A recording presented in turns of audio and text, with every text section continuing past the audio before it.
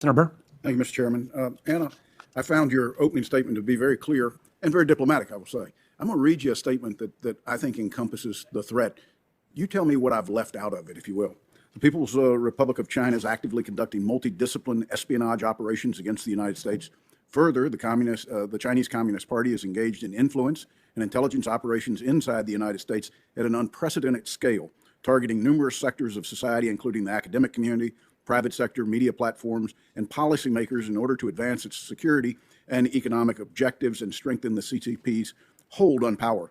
The CCP aims to acquire technology, conduct espionage, and shape narratives to align the CCP's ideology and objectives. Is there anything you disagree in that statement? Is there anything I've left out? The one thing I would like to highlight is that one of the challenges in dealing with how China targets our technology is they use a very different methodology. So if we focus only on intelligence officers, things that have a military, direct military application, and things that are illegal, I believe we will fail. And so it's looking at those gray areas and looking at how what start as legitimate cooperations or collaborations or even business deals get moved into that gray area. Well, I think we would agree with you, Bill. The Department of Justice has used the name and shame program, the model of highlighting cases of Chinese espionage in the United States, and it currently makes the public more aware of CCP's nefarious activities within the U.S. In your opinion, how effective is name and shame, and what, if anything, else can be done to deter the Chinese? Senator, I'm a big believer in the efficacy of name and shame. I think that when you look at Xi Jinping and his regime, what hurts him the most is any kind of negative consequence. And as we get the word out, not only around the globe, and as you know, in my previous role, I was head of counterintelligence for NATO. When I would speak to our NATO partners, they would be excited because of the naming and shaming and the exploitation of criminal behavior by the Chinese Communist regime.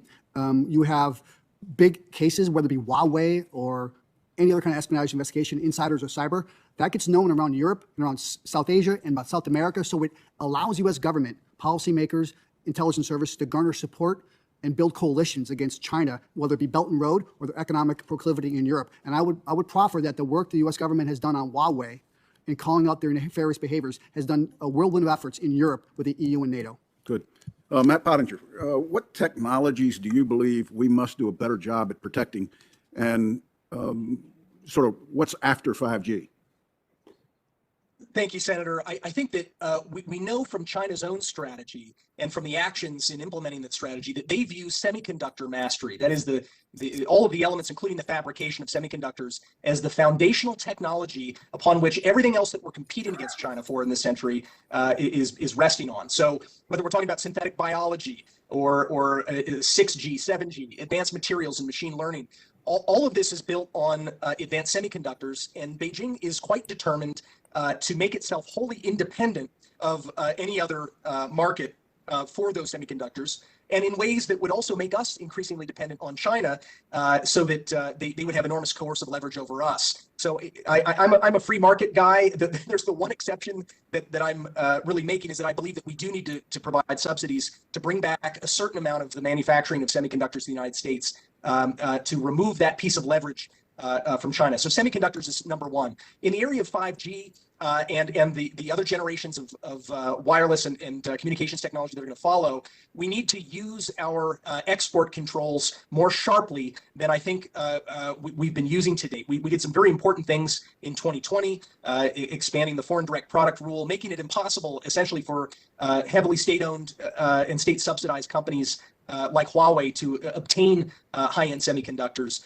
We need to use those tools even more sharply now before we lose them. Again, we've got some companies in the United States that make great equipment for making semiconductors, and they want to access the China market.